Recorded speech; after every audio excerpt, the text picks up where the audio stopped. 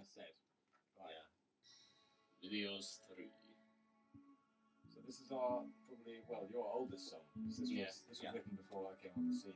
Yeah, I mean it was mostly written I think before Adam and I even had our kind of first jam together, but it was the first song that we ever worked on together. I've been getting used to sort of the whole multi-track recording on a computer idea really, and so I've been way getting back in April 2006. Yeah. So yes. Hey, you've got any songs? Yeah, I've got this thing I've been working out the bass. Cool, well let's make something with that. Yeah. And percussion wasn't particularly on our radar, so we didn't do any else. And we just programmed some multi-tracks in, and Adam had this chain of effects that he had created for this kind of hypothetical sci-fi film that he had been working on doing sounds for. Yeah, I was mostly just actually taking like this sort of simple keyboard, running the sounds through these chains of effects. So you came around and were like, hey, let's stick your bass through it and see what that sounds like. Yeah, and I just created that kind of bum over the top. I just kind of jammed along with the recording we'd done already and came up with that part. Just completely unplayable live now. That sound we can never, without getting another bassist, and well, the only way you can recreate it is to run it through GarageBand. To sample the original tracks. Yeah. Well, that was the original idea. Originally there was only 9 notes, so we were going to sample it across some sampling pattern I could play it with my sticks. And we got it sorted, and then Sash came in saying, now it spans 2 octaves. More notes for you, memorize it. So now anything that is got more than 2 octaves is fine. So we do it on keyboards, we do it on glockenspiels.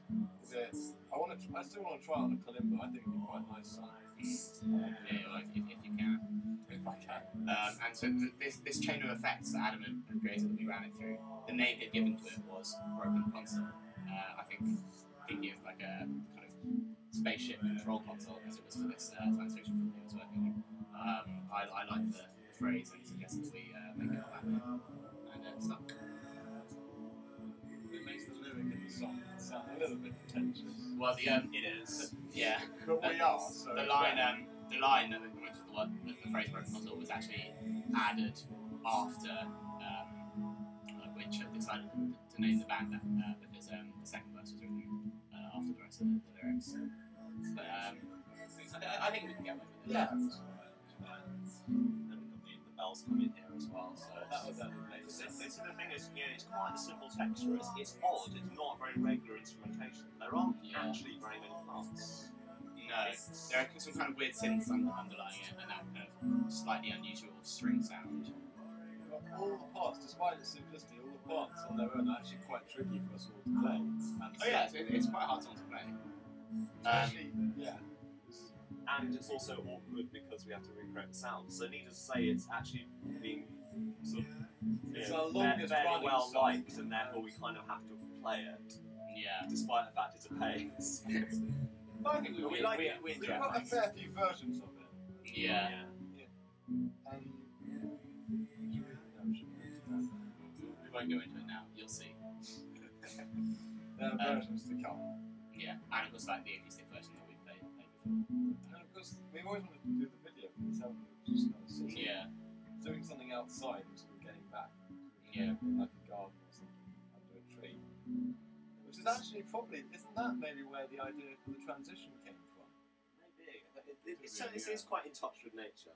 Yeah, it's the only gentle track on the album. Everything else is quite intense, and then this is a real sort of just step back.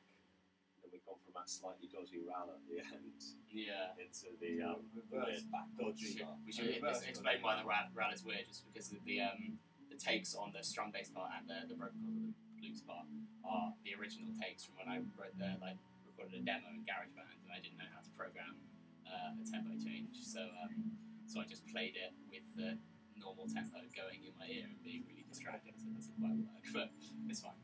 And then we got onto the transition, which originally was just supposed to be something quick to whack on the end of the track and run into binary states. And nothing, we bounced a few ideas off each other, but nothing sort of really worked. So we finished everything on the album except this. We just sat down and kind of blitzed it. Yeah. And we started by just reversing the audio files and just layering them on top of each other. Messing around with them a bit, so it's not just exactly. And then we went back to nature theme, so we stuck a microphone out the window and recorded the birds and the cars and the winds. An irritatingly consistent bird. Irritatingly it sounds like we consistent just bird. used like a cheap stock sample and repeated it, and actually the bird kept going in the same rhythm. And then this idea of digging, someone came up with the idea of digging. So we pulled off this sample, and then that digging led to, well, if he's digging, he's clearly digging a hole, so let's drop something in the hole.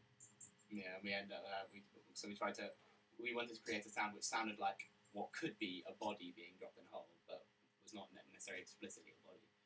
We tried a lot of different approaches to try and get that sound. The one we eventually went with was getting some cushions and a guitar and kind of throwing them down on a sofa.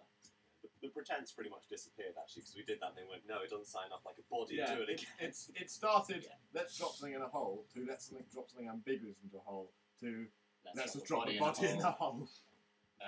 And then we thought, actually, let's not drop a body in a hole, but let's make a sound which sounds like we are dropping a body in a hole.